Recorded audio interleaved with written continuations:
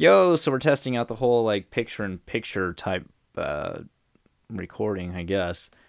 So I hope it turns out well.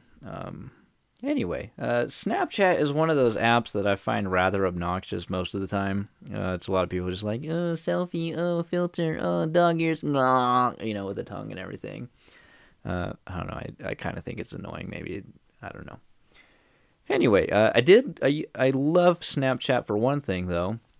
And that one thing is the emojis and the ability to move them, resize them, and if you record a video, you can attach it to moving objects. I think that's really neat.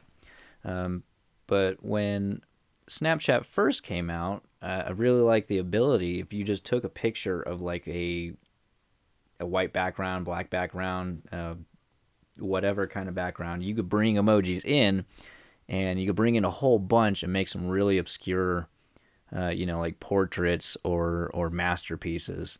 So, for example, if you open up Snapchat, boom, you bring in a snail emoji, and you're like, oh, like what else can I do? And you scroll through and you find like, boom, you're like, oh, I want him to be posing, flexing. So you bring this over, and of course you can resize it and everything.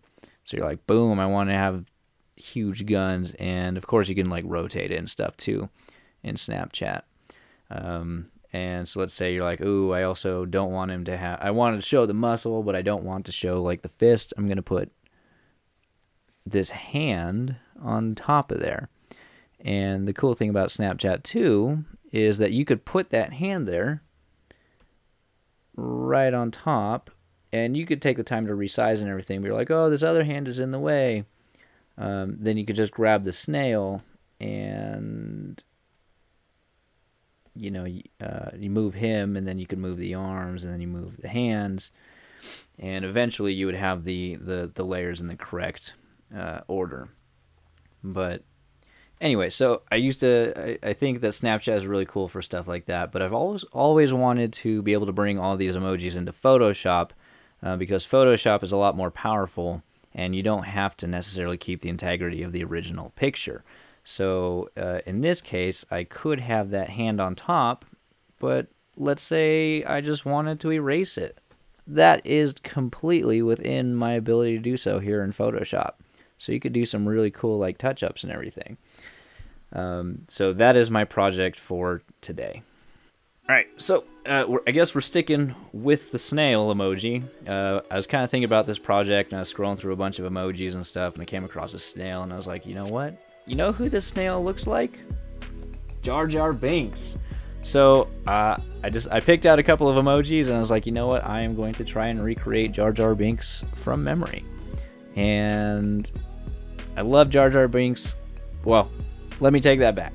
I hated Jar Jar Binks in the original movies. Well, I take that back too. I thought he was pretty cool. But after watching the Dark Jar Jar theory and all of that, blew my mind. Anyway, so here's to Jar Jar. So I started out with the snail emoji because that kind of looks like Jar Jar himself. And then I brought in this thing because it kind of looks like it could be Jar Jar's eyes. He does have some goofy eyes, so we'll resize this one. We'll keep it there. And we'll bring in another one since he kind of has these goofy eyes and stuff. And we'll drop that there. We'll make this one a bit smaller. Bring it in front of the other one.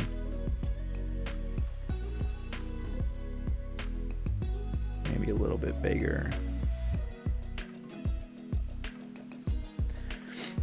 And I figured since we have all that, oh, I came across this ghost emoji too.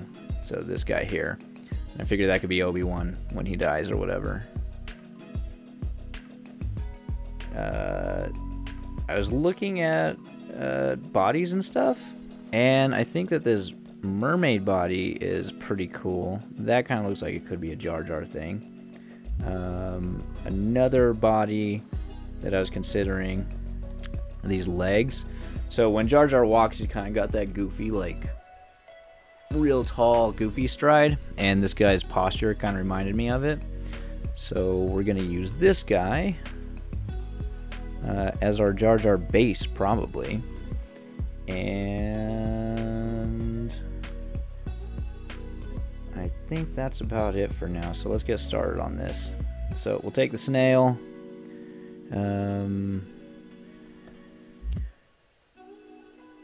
I guess we'll separate his head from his body.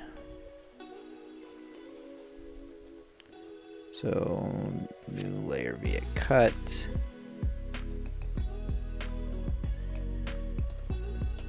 Head. Make that body disappear for the time being. Gonna group those, that way we can move them around freely.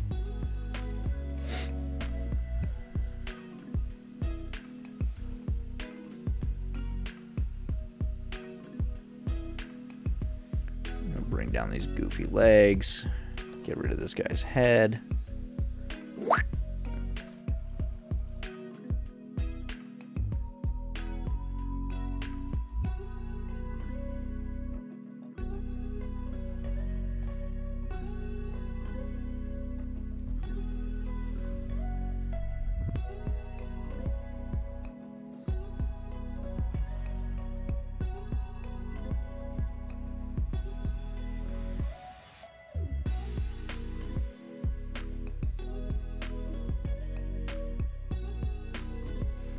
So Jar Jar also has these humongous lips, I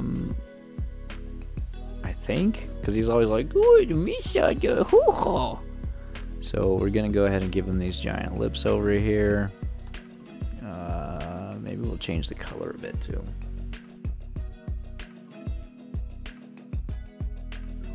I feel like he has, right, the same color lips as his skin.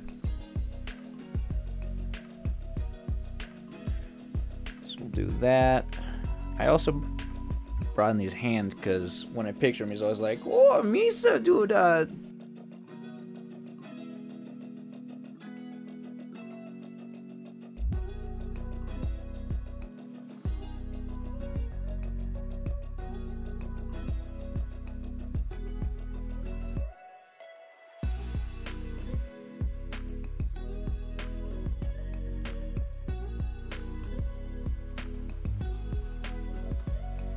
Yeah, you know what? I kind of like the hands that we already have on there. So we'll leave those. I brought this lady in originally for the vest. But I'm not sure that we're going to need it. Because I think he wears a vest, but maybe we'll just draw one on. So we'll get rid of that. His nose definitely looks like a snout.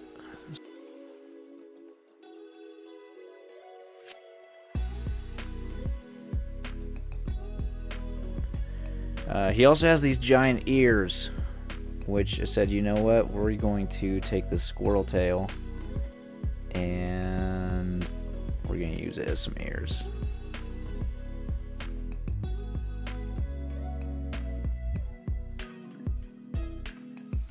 I also thought it'd be funny to bring in a croissant for his other ear.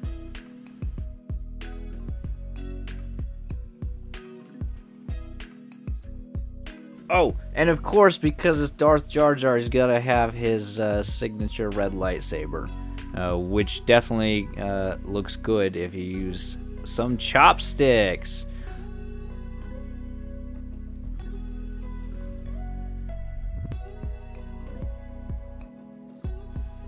Oh god, I'm so bad at talking and drawing at the same time.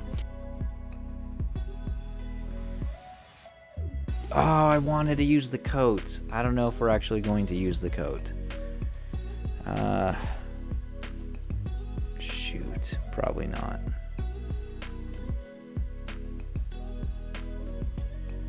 Dang, should we redesign the whole Jar Jar? Yeah, we might use it later. I also wanted to give him these sick boots, because Jar Jar is definitely going to be wearing some sick boots.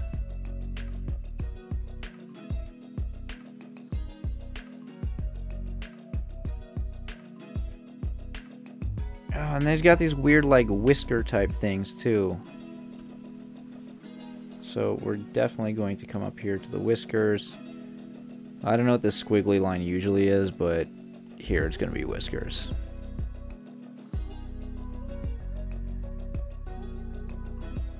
And I think that's all I really prepared. Or maybe we'll just keep going. Yeah, we'll just keep going.